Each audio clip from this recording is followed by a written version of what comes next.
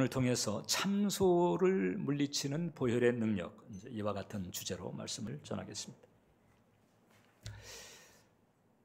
19세기 이제 런던에 설교의 황태자로도 불렸던 찰스 스펄전 목사님이 계신데, 이분이 이제 죄와 관련해서 이제 중요한 포인트를 전해 준 적이 있어요.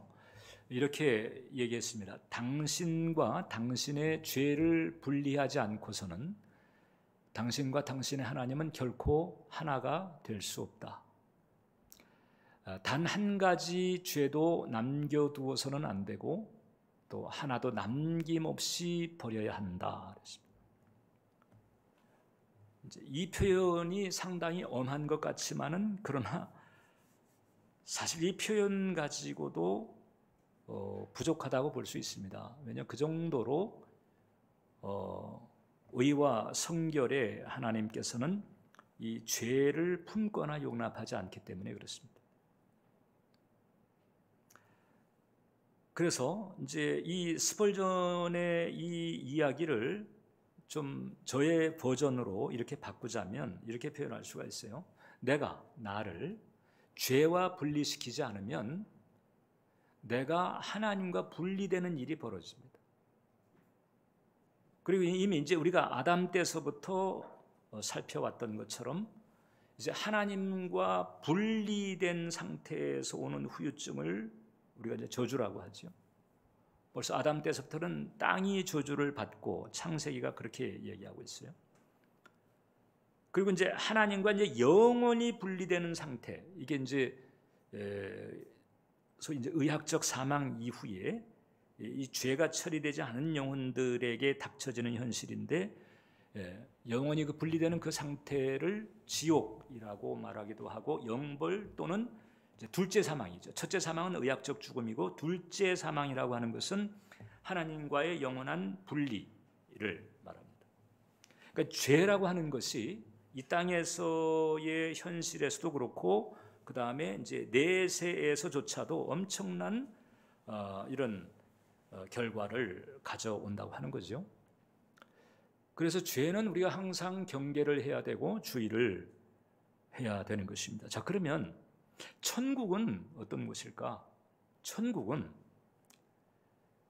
이렇게 말할 수가 있습니다. 이제 성경적 관점에서 볼 때 말과 행동뿐만이 아니고 마음으로도 죄가 없는 영혼들이 하나님과 거하는 곳, 이게 바로 천국입니다.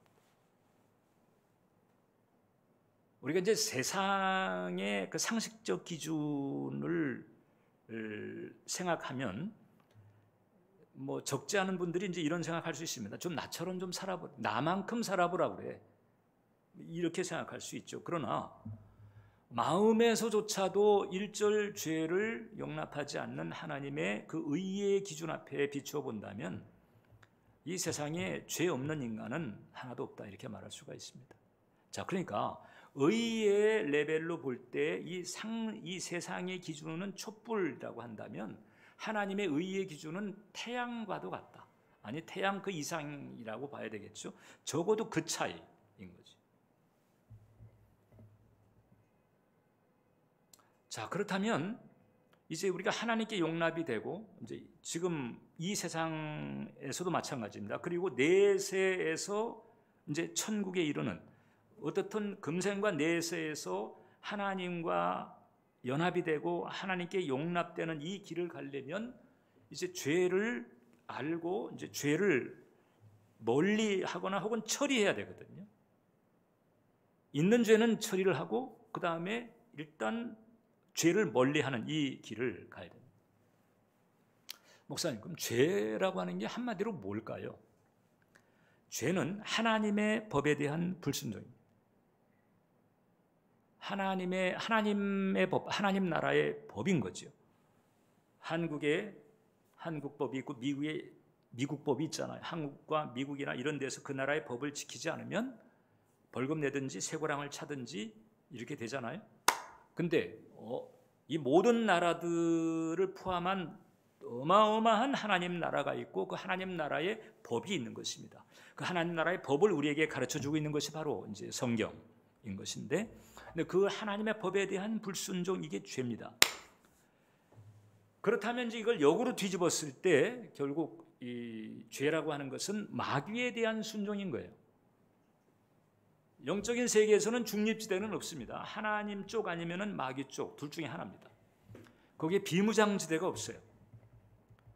따라서 하나님을 따르지 않으면 결국 마귀를 따르는 것입니다. 그러니까 그 사람이 내가 마귀를 따른다고 생각하지 않아도, 심지어는 마귀를 모른다 할지라도 영적인 관점에서 볼 때에는 하나님을 따르는 게 아니니까 결국 이제 마귀 쪽에 서는 것과 같이 되는 거죠. 그래서 죄를 짓게 되면 이제 죄를 짓는 자는 마귀에게 속합니다. 요한일서 3장 8절인데 이 영적인 원리입니다. 왜냐하면 죄는 하나님의 영역이 아니고 마귀의 영역이 되기 때문에 그 죄를 짓게 되면, 그러면 죄를 짓는 자는 마귀에게 속하게 되고 마귀가 이제 합법적으로 활동을 하게 되는 거죠. 근데 마귀 위에는 하는 일이 도적질하고 죽이고 멸망시키는 일밖에 안 돼요. 요한복음 10장 10절처럼. 그래서 얘가 활동하게 되면 그러면 생기는 일이 결국은 가난, 질고, 혹은 뭐 병고, 혹은 뭐 불화, 뭐 가지가지 종류의 고통들인 거죠. 그게 결국 아담의 타락이래.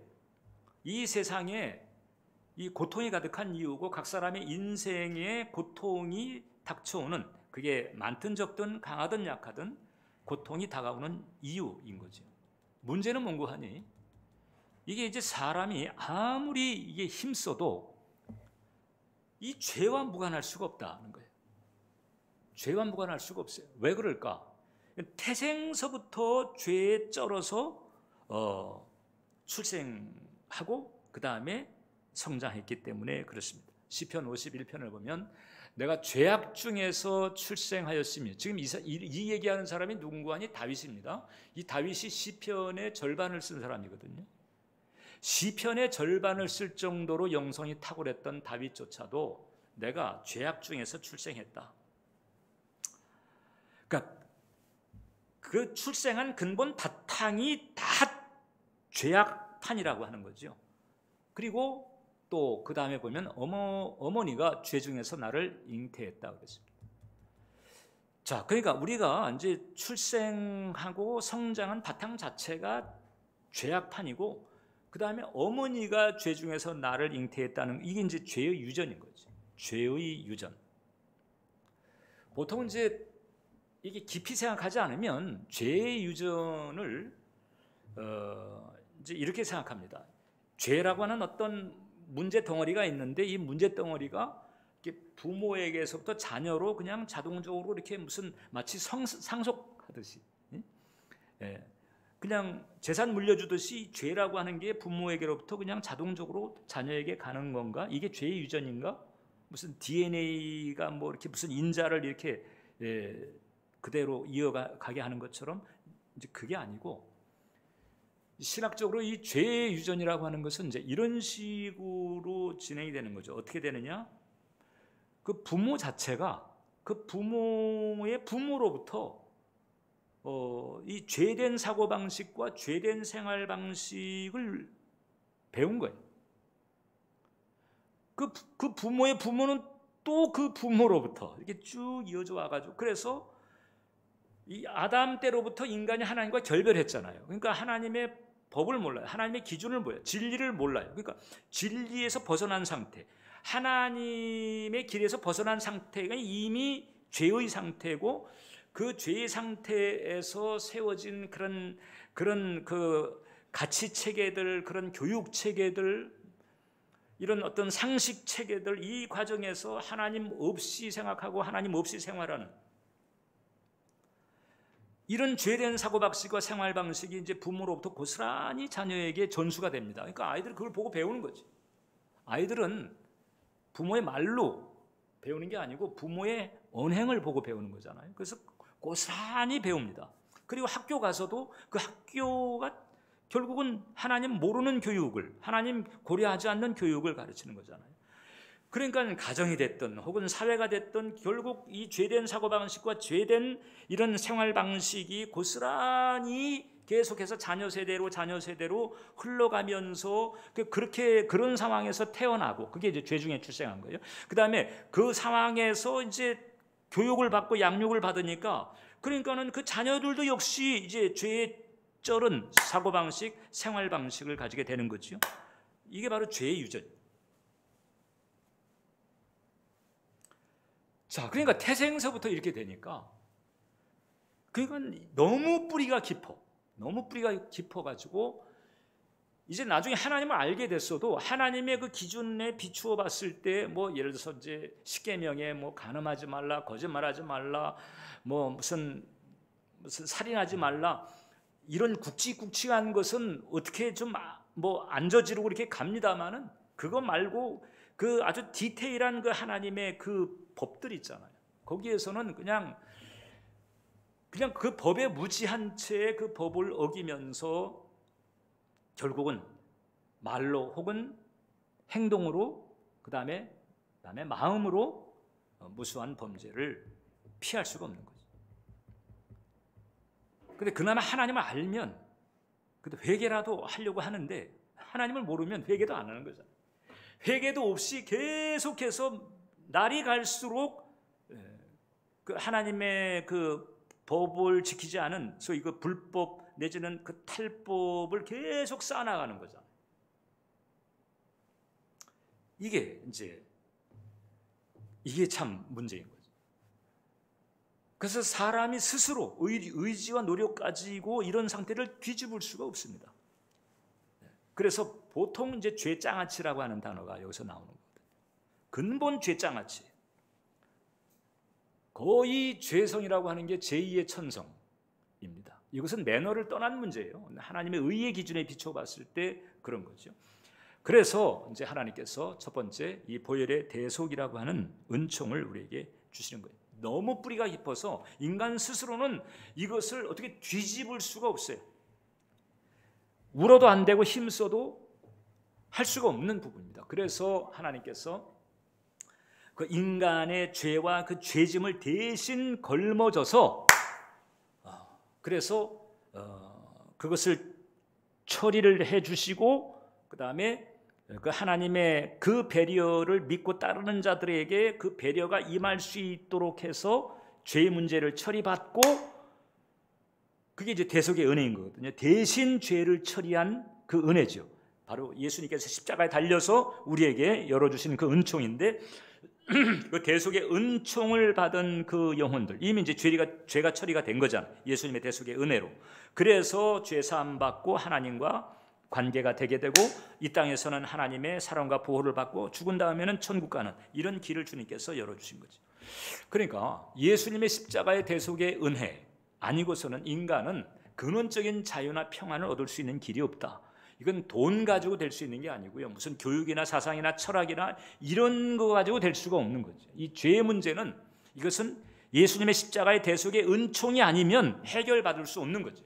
예수님의 십자가의 대속의 은총을 아주 간략하게 상징적으로 표현한 것이 바로 보혈인 거예요. 예수님의 피. 예수님의 피, 그 하나님의 아들의 피라고 하는 것은 이것은 보통 다른 인간들의 피하고 다르잖아요. 이것은 그 피로 말미암아 그 예수님의 그 희생이 있었다는 것이고 예수님의 그 희생이 우리를 위한 나를 위한 희생인 것이고 그래서 예수님의 피를 보게 되면 그 예수님의 피를 믿고 의지하는 자의 죄와 죄짐이 처리가 됐다라고 하는 이 인정이 되는 것이거든요. 그래서 우리가 예수님의 피는 보혈, 보배로운 피라고 하는 것이다. 이 예수님이 보배로운 피라고 하는 사실을 깨닫는 시점을 우리가 중생이라고 합니다. 중생. 그래서 이 중생은 예수님의 그 피, 즉 예수님의 십자가의 대속의 은혜 때문에 우리에게 열려진 구원의 축복인 것이거든요. 근데 중요한 것은 뭐냐? 우리가 이제 중생한 다음에도 이 보혈의 은총을 계속 붙들어야 한다는 거예요. 어떤 사람들은 십자가 보혈로 구원받았으면 됐지 또 구원 이후에 또 그 피를 붙들어야 되냐? 그래서 어떤 사람들은 기독교를 이렇게 비판적으로 얘기를 합니다. 기독교는 부죽간 종교다. 자꾸 예수님의 피 하니까 이 세련된 그리고 문명화되어가는 이 시대에 그렇게 자꾸 끔찍하고 섬뜩한 피에 대해서 자꾸 이야기하느냐? 이 모르는 사람들은 그렇게도 이제 비판을 하는데 그 진짜 몰라서 그렇죠. 예수님의 피, 즉 예수님의 십자가의 대속의 은혜지요. 그 은혜가 아니면 인간은 구원받을 수도 없고 구원 이후에 삶도 제대로 유지될 수가 없다. 왜 구원 이후의 삶이 보혈의 은총을 붙들지 않을 때 제대로 유지가 되지 않을까? 거기에 그 예수님의 피로 열려진 관계를 위태하게 만드는 공격이 있기 때문에.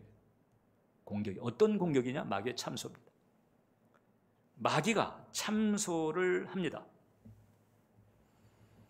성경에서 이제 참소에 대한 대표적인 사례가 이제 욥기죠. 여러분, 욥은 하나님이 칭찬한 사람이었어요.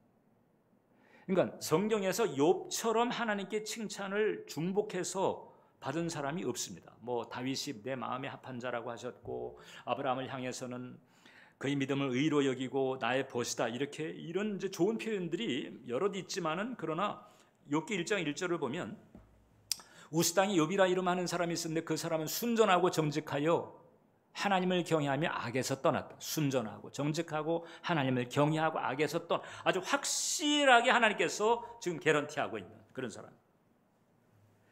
그런데 이미 여러분들 욥기를 아시겠지만은 하나님이 칭찬하는 사람인데도 이 마귀가 달라붙어 가지고 참소를 합니다. 자, 그러니까 하나님이 칭찬한 사람도 뭔가 트집을 잡고 참소한다고 한다면, 이게 하나님 앞에 부끄러운 죄가 있든지 부끄러운 허물이 혹은 부끄러운 과거가 있는 사람이라고 한다면 이건 밥이죠. 밥. 마귀의 밥이 되는 거예요. 그래서 사실상 이 땅에 사는 모든 인간이 이 마귀의 참소에 노출이 되어 있습니다. 그러니까 마귀라고 하는 존재를 영적으로 인정하든 안 하든 마귀의 이런 공격에 노출이 됩니다. 그러니까 이게 비신자들, 그러니까 하나님을 모르는 사람들에게는 이게 정서적 병리 현상으로 나타나고요. 이제 하나님을 알고 영적인 세계를 아는 사람들에게는 이게 바로 죄책감이고 이 죄의식에서 오는 것이다. 이제 분별이 가능한 요 차이뿐이지 결국 모든 인간이 이 마귀의 참소라고 하는 이런 공격에 노출이 돼 있다, 이렇게 보면 되는 거예요. 그래서 이 비신자들은요, 이제 마귀를 모르잖아요. 신앙이 없으니까 하나님도 인정하지 않고 마귀도 모르고 있고. 그런데 정서적으로는 아주 가지가지 종류의 고통스러운 현상들이 있잖아요. 그러니까 이런 현상을 놓고 뭐 양심의 가책을 받는다라고 표현하기도 하고, 어떻든 뭐 죄의식에 눌린다. 그리고 이제 많이 표현하는 게 수치심의 공격을 받는다, 이렇게 얘기하는 거죠. 그러면 이제 이런 그 가책이나 수치심의 공격이 계속 누적이 되면서 일어나는 게 뭔가 하니 이제 강박증 같은 거. 그 다음에 무슨 성격 장애 같은 경우 마찬가지. 뭐 예를 들어서 섭취 중독 같이, 뭐 마약 중독이라든지 알코올 중독. 그 다음에 섭식 장애 같은 게 또 있거든요. 뭐 비만 같은 경우, 폭식증, 거식증, 이런 부분들은 그 마음의 근저에 이제 수치심이 있다는 것인데, 이 수치심은 이게 죄의식과 연관이 있고, 꼭 이 죄의식이라고 그래가지고 꼭 구체적으로 뭐 계명을 어기고 무슨 잘못을 저질러야만 되는 것은 아닙니다. 일단 그 마음 상태가 진리에서 떠난 상태면 어떻든 그건 죄의 영역인 거예요. 진리에서 떠났으면. 하나님 나라에서 오는 그 의와 평강과 희락이라고 하는 이 진리의 영역이 아니라면, 마음이 거기에 있지 않다면 결국 죄의 영역에 있는 것이거든요. 그럼 예를 들어서 내가 어떤 그 구체적인 잘못이 없음에도 불구하고 마음속에 어떤 그 수치심의 공격을 받는다. 그러면 이게 이제 예를 들어서 부모 때로부터 이제 공격을 이렇게 받는 거죠. 부모도 공격을 받는 거예요. 그 부모도 그 부모의 부모로부터 이제 공격에 노출이 되는 거죠. 그래가지고 뭐 존중을 받지 못하고 사랑을 받지 못하고 이렇게 자라잖아요. 그럼 마음속에 이제 이 뭐 열등감 같은 것을 가지게 되고, 그 다음에 이런 그 내 마음의 소리 같은 게 자꾸 생각의 형태로 나타납니다. 뭐 너는 뭐 무가치해. 너는 아무것도 아니야. 뭐 이런 식의 생각들이 계속 떠오르죠. 그 생각의 형태로 치고 들어오는 마귀의 참소다, 이렇게 말할 수가 있는 거거든요. 그래서 사실상 신자가 됐든 비신자가 됐든 그 하나님의 그 진리의 영역에서 벗어나 있는 상태에서는 다 마귀의 참소의 공격을 받는다. 자, 그러면 이런 참소 현상이 내게 있을 때 이걸 어떻게 처리를 해야 될까? 이것을 위해서 일단 중요한 전제 하나가 있습니다. 그것이 바로 뭔가 아니에요. 일단은 죄를 짓지 말아야 돼. 더는 죄를 짓지 말아야 돼. 더 죄는 짓지 말고, 그 다음에 이제 있는 죄, 지은 죄는 이게 회개해서 정리해 가는 과정을 가야 됩니다. 그러다 보면 어떤 분들, 특히 이제 좀 나이가 지긋한 분들은요, 그런 질문을 합니다. 워낙이 죄 지은 게 많아가지고, 목사님, 저는 지금 잘못한 게 너무 많아가지고 어떤 것부터 지금 회개를 해야 되죠? 어디서부터 손대야 될지 모르겠습니다. 이런 분들도 있어요. 그럴 때에 아주 간단한 기준 하나가 있어요. 뭔가 하니 일단 여러분들의 마음 가운데에서 강하든 약하든 일단 거리낌이 있는 것부터 처리를 하라. 그러니까 거리낌이 센 것부터 처리해 가는데, 그러니까 이 신자에게 생기는 마음의 거리낌이라고 하는 것은 일종의 하나님의 촉구예요.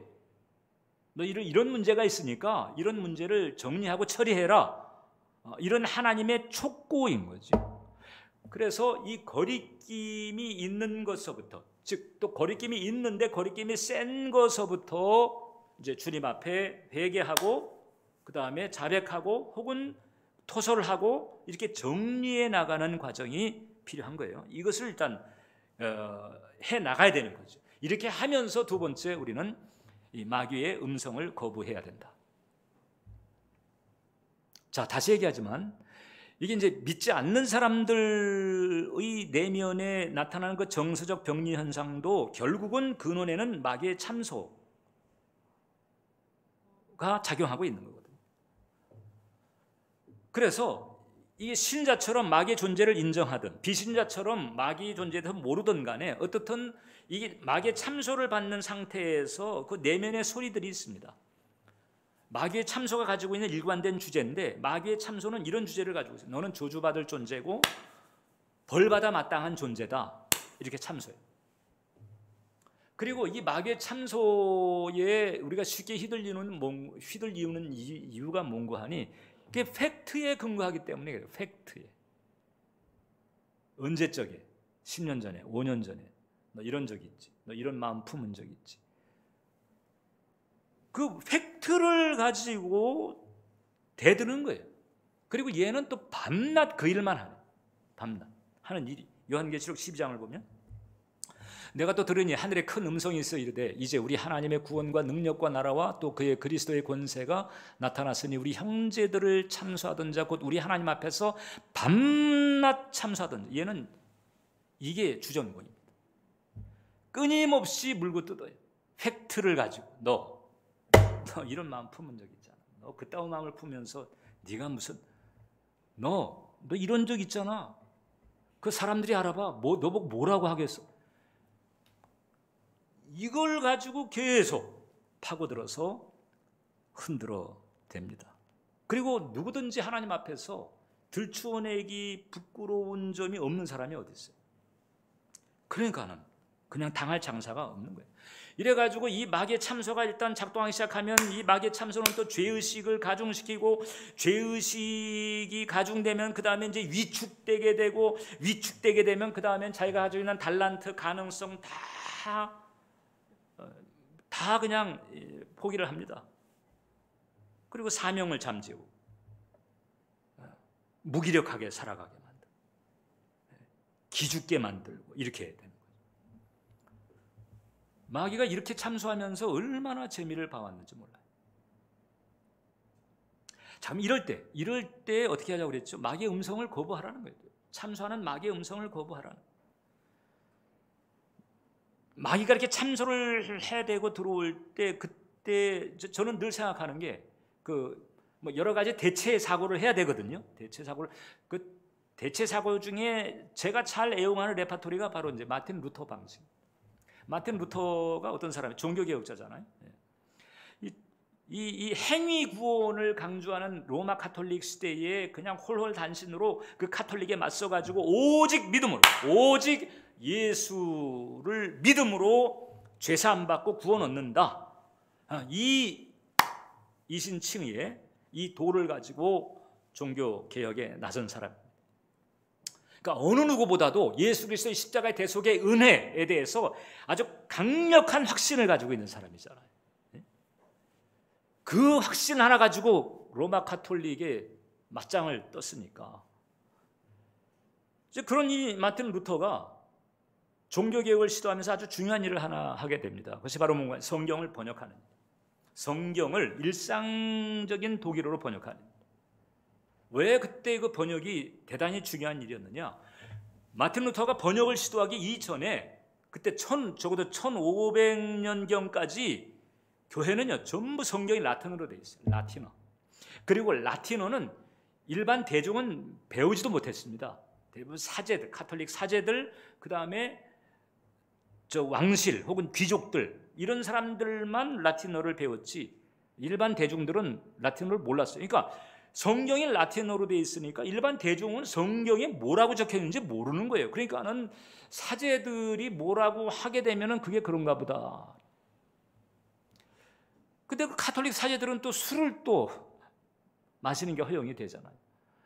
그러니까는 간혹 술 취해가지고 취한 상태에서 그냥 자기 생각을 가지고 성경적이지 않은 내용을 풀어도 일반 대중들은 그런가 보다.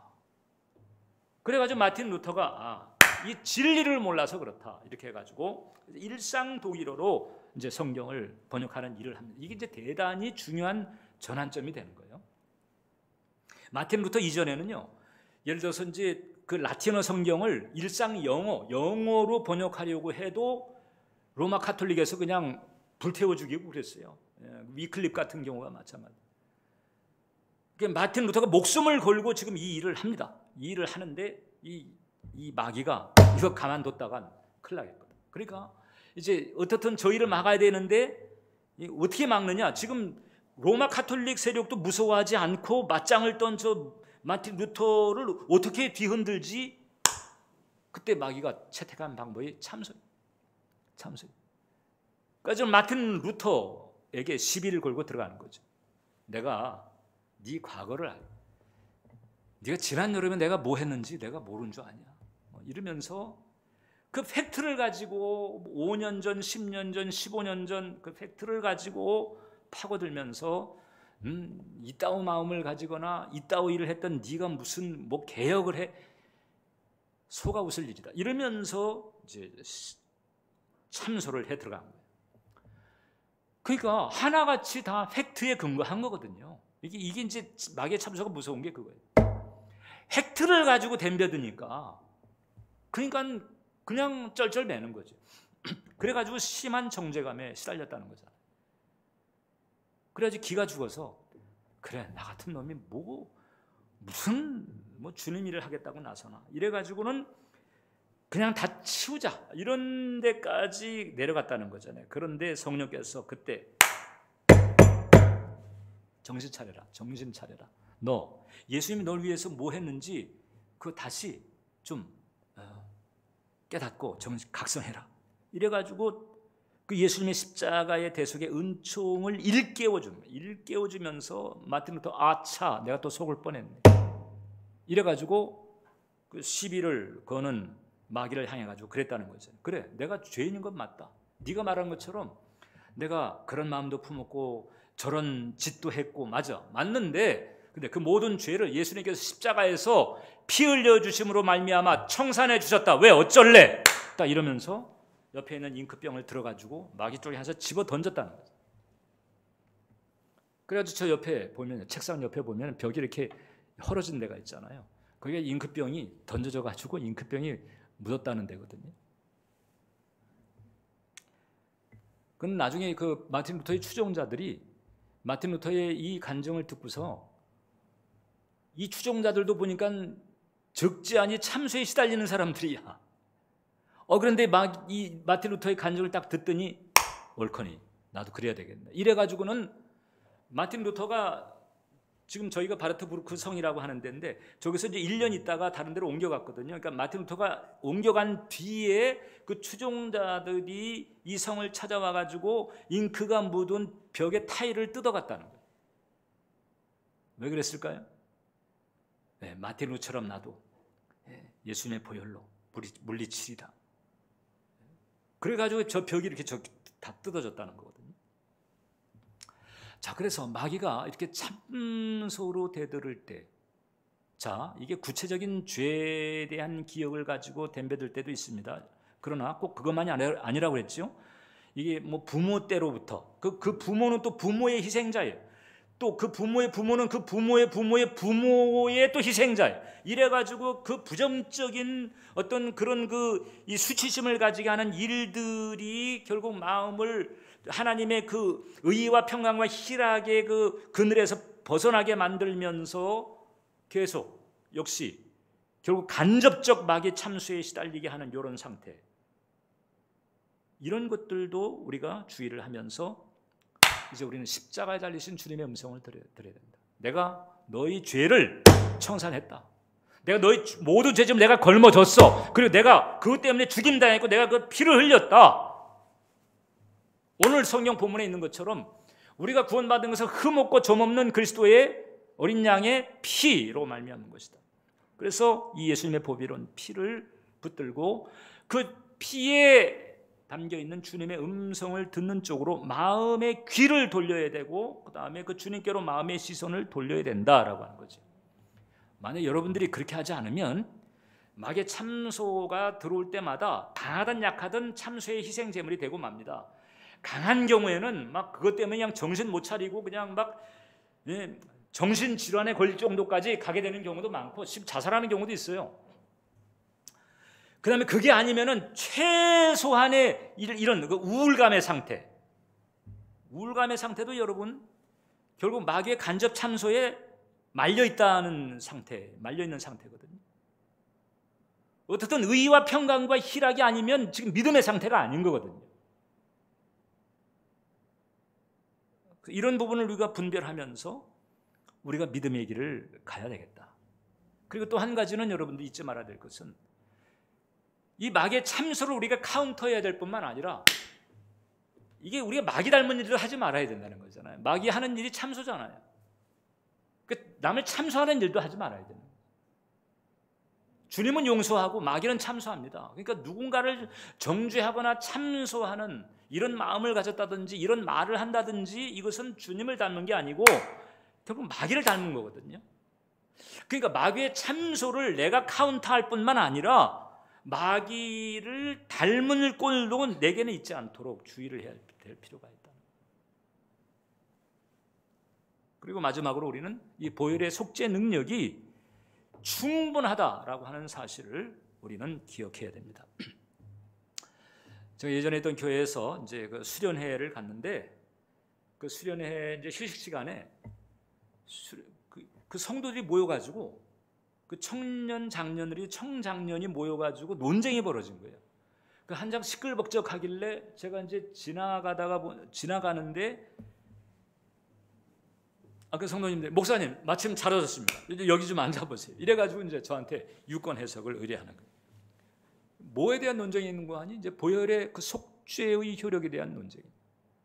자, 청년과 장년이 논쟁이 붙었습니다. 청년은 뭔가 아니?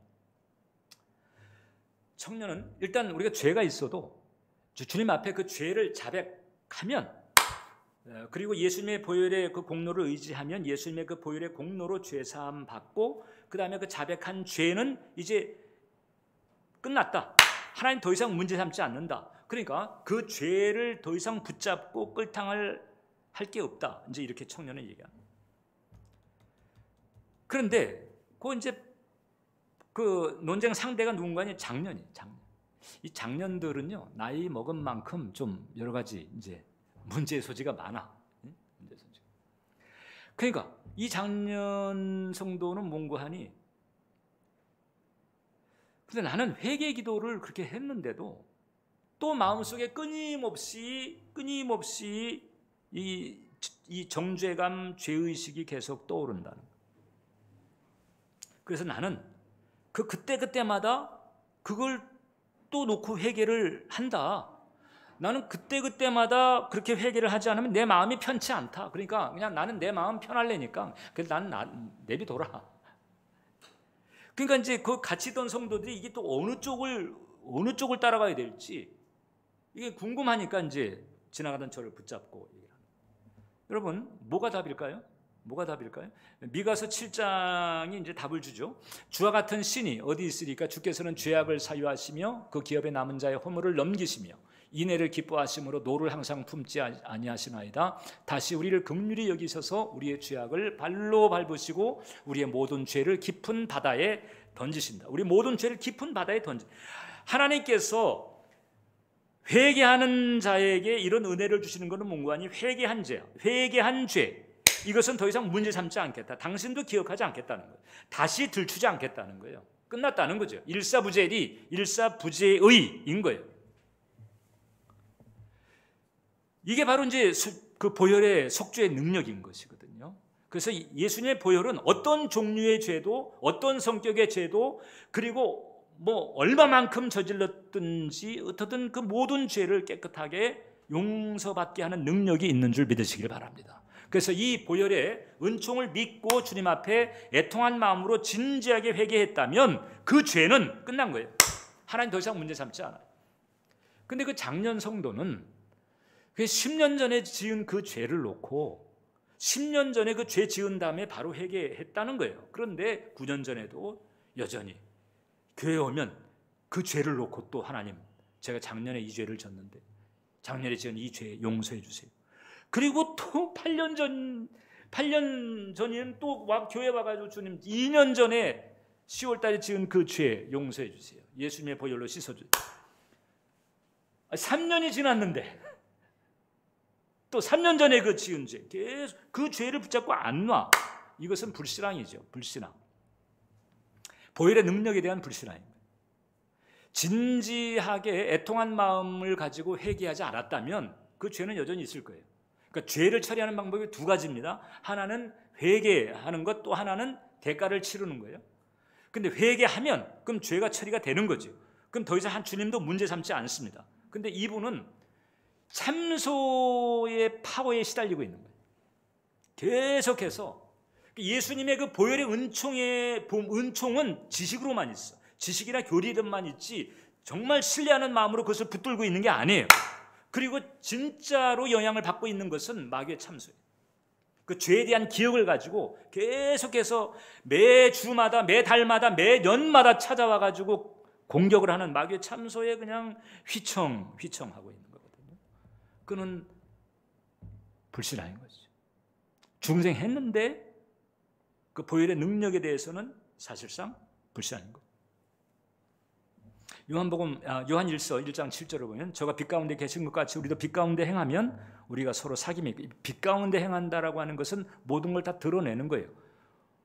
어둠 가운데 숨겨두는 게 아니에요. 감춰두는 게 아니에요. 다 드러내는 거죠. 이게 바로 회개요 자백이잖아요. 이렇게 하면 그 아들 예수의 피가 우리를 모든 죄에서 깨끗하게 하실 것이요. 자, 여기서 여러분 예수의 피가 깨끗하게 한다고 할 때 예수님의 그 피라고 하는 그 검붉은 그 혈액 덩어리가 무슨 주술적으로 그냥 이렇게 작용한다는 게 아니고 예수님의 피는 뭐라고 그랬죠? 예수님의 대속의 은혜의 상징이라고 그랬잖아요. 그러니까 예수님의 그 십자가의 대속의 은혜를 우리가 믿음으로 붙들 때 그 믿음을 통해서 우리가 죄사함 받고 용서받고 모든 죄에서 깨끗하게 된다는 것이거든요. 이게 바로 보혈의 파워인 거예요. 그런데 이 죄에 대한 기억은 이것은 팩트잖아요. 그리고 이 성경 말씀은 내가 믿음으로 붙들어야 돼. 그러니까 이게 믿음이 부실하게 되면 팩트에 자꾸 밀립니다. 그래가지고 참소를 받다 보니까 그만 계속해서 정죄감에 시달리고 자괴감에 시달리고 저주의식에 시달리고 이렇게 되는 거거든요. 우리는 이러지 말자. 주님의 보혈에는 능력이 있습니다. 주님은 우리가 연약하다고 하는 사실을 알아요. 근본 태생서부터 죄장을 찌었고 이제 복음을 통해서 당신을 알고 하나님 나라를 알게는 됐지만은 저 마귀의 참소가 아주 집요하고 아주 끈질기다라고 하는 사실을 아시기 때문에, 그래서 예수님의 그 십자가 보혈을 통해 가지고 중생할 때에도 그렇고 중생한 이후에도 그렇고 모든 죄에 대한 대책을 확실하게 말하는 거예요. 예수님의 보혈은 모든 죄와 죄짐에 대한 아주 확실한 대책이다.